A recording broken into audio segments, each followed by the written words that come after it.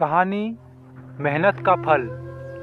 एक नगर में प्रतिष्ठित व्यापारी रहते थे, जिन्हें बहुत समय बाद एक पुत्र की प्राप्ति हुई थी। उसका नाम चंद्रकांत रखा गया। चंद्रकांत घर में सभी का दुलारा था।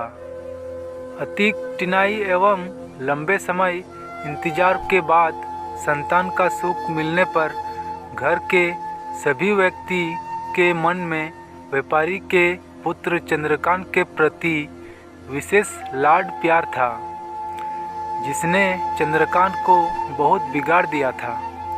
घर में किसी भी बात का अभाव नहीं था। चंद्रकांत की मांग से पहले ही उसकी सभी इच्छाएं पूरी कर दी जाती थी। शायद इसी के कारण चंद्रकांत को ना सुनने की आदत नहीं थी और ना ही मेहनत के महत्व का अब आभास था। चंद्रकांत ने जीवन में कभी अभाव नहीं देखा था, इसलिए उसका नज़रिया जीवन के प्रति बहुत अलग था।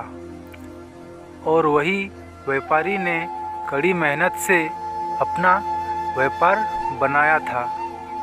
ढलती उम्र के साथ व्यापारी को अपने कारोबार के प्रति चिंता होने लगी।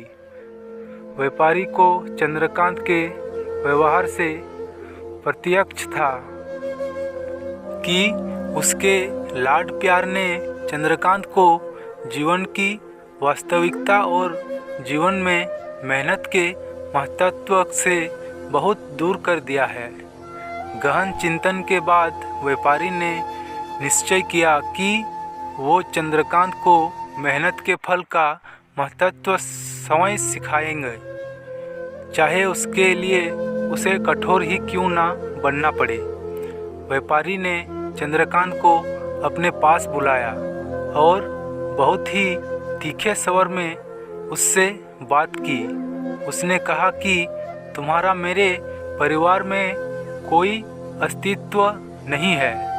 तुमने मेरे कारोबार में कोई योगदान नहीं दिया और इसलिए मैं चाहता हूँ कि तुम अपनी मेहनत से धन कमाओ, तब ही तुम्हें तुम्हारे धन के मुताबिक 2 वक्त का खाना दिया जाएगा।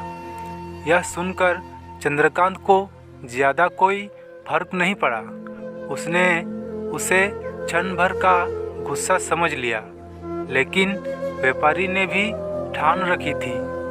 उसने घर के सभी सदस्यों को आदेश दिया कि कोई चंद्रकांत की मदद नहीं करेगा और ना ही उसे बिना धन के भोजन दिया जाएगा। चंद्रकांत से सभी बहुत प्यार करते थे, जिसका उसने बहुत फ़ायदा उठाया।